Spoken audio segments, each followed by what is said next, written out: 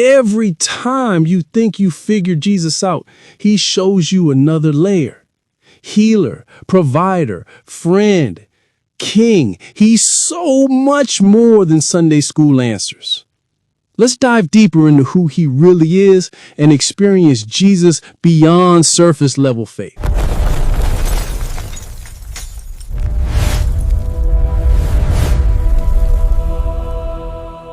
Hey, Lynette. So, Jesus is so much more. I mean, I love that title, but it's like, what exactly are we talking about when we say more? Because I feel like sometimes, we can kind of put Jesus in a box, right? Like, define him in a really specific way. But then what does more even look like? Oh, absolutely, Greg. That's exactly it. I think so often we kind of distill him down to these easy, understandable concepts, right? Like he's a good teacher, or he's the guy who did miracles. And those things are true, don't get me wrong, but they're just the tip of the iceberg. What I mean by more is that he really transcends all of those limited perceptions we have. He's bigger, deeper, wider than we often allow him to be in our minds or in our theology, actually. It's really quite exciting, actually. Bigger, deeper, wider. Okay, so give me an example. Like, when you say we put him in a box, what's a common box you think people maybe subconsciously put Jesus in? And then what's that more that breaks it open? Okay, so, one really common one is just seeing him as a historical figure. Like Jesus lived, he taught, he died, he was a great moral example. And that's important, that's part of his story, but it completely misses his ongoing presence, his divinity, his active role right now. It's like he's not just someone from the past, he is absolutely alive and active in the present. That's a huge more for me personally. Wow, okay, that's a huge one. So, I mean, that really gets into like the core of who he is, right? The whole fully human, fully divine aspect. It's something we talk about a lot, but sometimes it still feels, I don't know, a bit abstract. How does that duality, that paradox, really show us he's so much more than we think? It's absolutely central, Greg. I mean, think about it. He's God, creator of the universe, omnipotent, omniscient, completely sovereign. But then he's also this human being who experienced hunger, who felt pain, who wept for his friends, who knew temptation. And that unbreakable link between the two, it means he understands us fully because he was us in a very real way. He can empathize with our struggles, right? But then, because he's fully God, he also has the power, the authority to actually do something about them. He's not just a sympathetic ear. He's the one who can actually transform the situation. That's a kind of more that no mere human could ever offer. It's mind-blowing when you really sit with it, isn't it? Yeah, it really is. It's like he's not just relatable because he's human, he's also capable because he's divine. So it's not just, oh, he gets it, but it's also, and he can fix it. That's a totally different level of comfort and power. Precisely, Greg. His human-divine duality allows him to embody roles no mere human could. He's the ultimate prophet, high priest, king, and shepherd, each revealing a profound layer of his so much more. Okay, prophet, priest, king, shepherd. How do these roles elevate him beyond a moral teacher or miracle worker, especially with his human divine nature? As prophet, he is the living word, the voice of God made flesh, speaking as God and embodying truth itself, not just offering wisdom. As priest, he became both the priest and the once-for-all sacrifice, cleansing us by his blood, not just inspiring us. So, the living truth and ultimate reconciler. And king and shepherd? As king, he reigns truly, eternally, with absolute justice. His miracles proved his sovereign authority over all creation and death. As shepherd, he is compassion, calling us by name, walking beside us, carrying us home. He embodies care, not just guidance. That truly highlights his unique authority and intimate love. He isn't just admirable, he's uniquely worthy of our worship in these roles. Okay, that's really putting some meat on the bones of those titles, you know? It's not just what he did, it's what he is. But beyond the power, miracles, and authority, what about his love and his wisdom?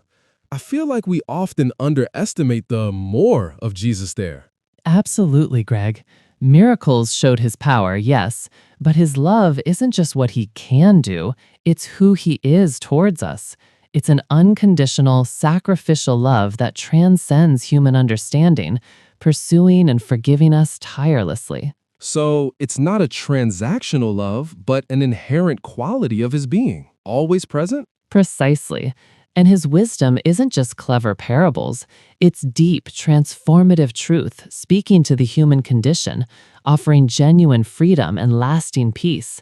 It's not just ancient advice, it's life itself, relevant for now. That more truly lies in the profound depth of his character then, his intrinsic love and living wisdom. That's huge. And it kind of brings us back to that initial point about him not just being a historical figure, right? If his love is that present and his wisdom is that transformative, then he's still actively involved. So, what about like his ongoing presence? Because sometimes I think we forget that Jesus isn't just in the Bible. He's like a present reality. How does that make him so much more for us today? Oh, that's actually the capstone for me, Greg. It's not just that he was more in the past, but that he is more right now, in this very moment. He ascended, yes, but he sent the Holy Spirit, who connects us directly to him. He's actively interceding for us at the right hand of the Father. He's not aloof or distant. He's intimately involved in our lives through his Spirit. And of course, the more extends to the future, the hope of his return, the establishment of his kingdom in its fullness. So he's not just a memory or a set of teachings. He's a living, breathing, present, and future hope. He's the one we live for, and he's the one who's coming back for us. It really means everything, you know? It changes how you approach every single day. Yeah, it totally does. It's not just a story, it's a relationship that's evolving and deepening. And that future hope, it adds a whole other layer of more to the entire journey. This has been awesome, Lynette. So much to think about. Like I said, it's not just what he did, it's what he is in those roles. It makes a huge difference. But I wonder, like, beyond the power, the miracles, the authority, what about his love and his wisdom? Because I feel like that's another area where we often maybe underestimate the more of Jesus. We see the miracles and we're like, whoa, power. But is there more to his love than just healing? Or more to his wisdom than just parables? Absolutely, Greg. Miracles showed his power, yes, but his love isn't just what he can do, it's who he is towards us. It's an unconditional, sacrificial love that transcends human understanding, pursuing and forgiving us tirelessly. So it's not a transactional love, but an inherent quality of his being, always present? Precisely. And his wisdom isn't just clever parables, it's deep, transformative truth speaking to the human condition, offering genuine freedom and lasting peace. It's not just ancient advice, it's life itself, relevant for now. That more truly lies in the profound depth of his character then, his intrinsic love and living wisdom.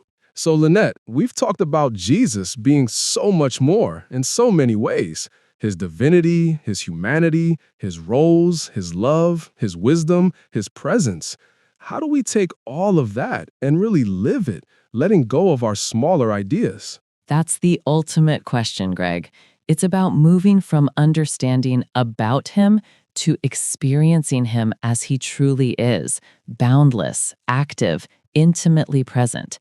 It means letting go of our limited perceptions and allowing him to profoundly expand our worldview and, consequently, our daily walk. So it's not just intellectual assent, but a daily surrender to this more we've been discussing, trusting his comprehensive character. Precisely. It means trusting in his comprehensive power and unconditional love in every circumstance, knowing he truly is everything we need and so much more. And that, Greg, has truly been the heart of our exploration in this series. What a journey, Lynette. So much to ponder and apply to our lives. Thank you for guiding us through the immense vastness of Jesus today. And thank you, Greg. To all our listeners, we truly hope this has deepened your understanding and appreciation for Jesus. Join us next time for the rest of our series, The Same Jesus, as we continue to explore the unchanging truth of Christ. Until then,